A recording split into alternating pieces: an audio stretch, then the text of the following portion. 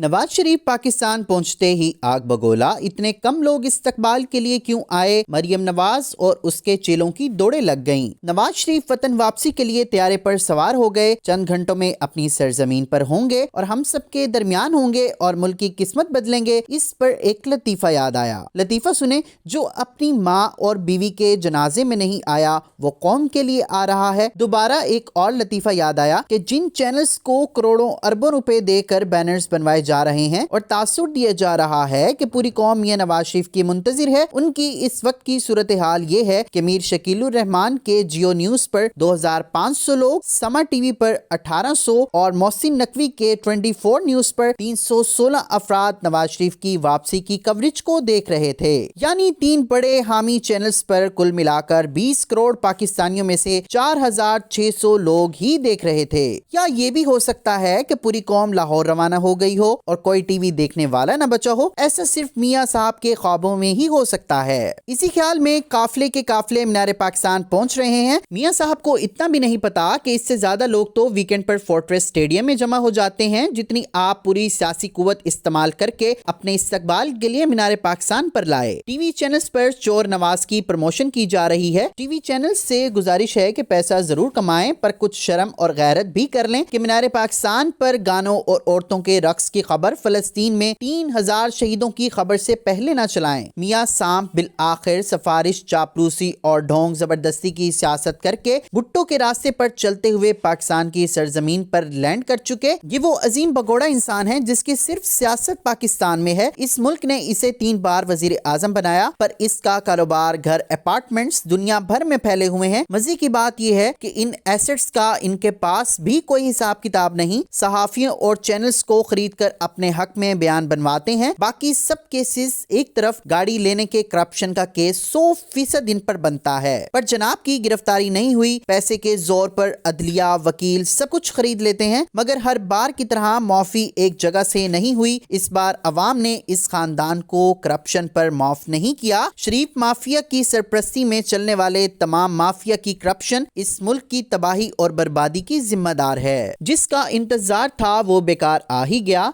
ना कोई किला फतह किया, ना पाकिस्तान के लिए कोई एजाज जीता। एक दफा भी किसी इंटरनेशनल अखबार को इंटरव्यू देकर पाकिस्तान की अवाम के बारे में बात की, और ना ही IMF को धमकी लगाई कि पाकिस्तान पर सख्त शराइत आयद ना की जाए, और ना ही फलस्तीन के बारे में पाकिस्तान के एहसासात की नुमाइंदगी की। सारा वक्त सहाफियों में घिरा रहा, महंगे शॉपिंग मॉल्स में शॉपिंग करता रहा। समझ नहीं आती कि मियां साहब को उनके किस नजरिए की दाद दें। उनका मकसद बाहर जाना और डील करके वतन वापस आना है। फिर भी उनका शौक है कि वतन वापस आए तो उनका इस्तकबाल एक अजीम हस्ती की तरह किया जाए। सारा पाकिस्तान दिमाग से फारिग नहीं जो मियां साहब का इस्तकबाल करने लाहौर पहुंच जाए, मगर इस बार पाकिस्तान की अवाम ये सब नहीं करने वाली। इसका नजारा लाहौर एयरपोर्ट पर भी हुआ। मियां साहब लंदन से सऊदी अरब पहुंचे और सऊदी अरब से दुबई पहुंचे और दुबई से पाकिस्तान पहुंचे। कल ही नवाज शरीफ का त्यारा पाकिस्तान लैंड हुआ तो उनसे एयरपोर्ट पर बाहर आते ही सवाल किया गया कि मियां साहब 4 साल बाद पाकिस्तान आकर क्या महसूस कर रहे हैं। मियां साहब ने जवाब दिया कि मेरा ख्याल है दोबारा जहाज में बैठना चाहिए, क्योंकि दिल तो मेरा ये चाह रहा है कि दोबारा अपने मुल्क लंदन वापस चला जाऊं।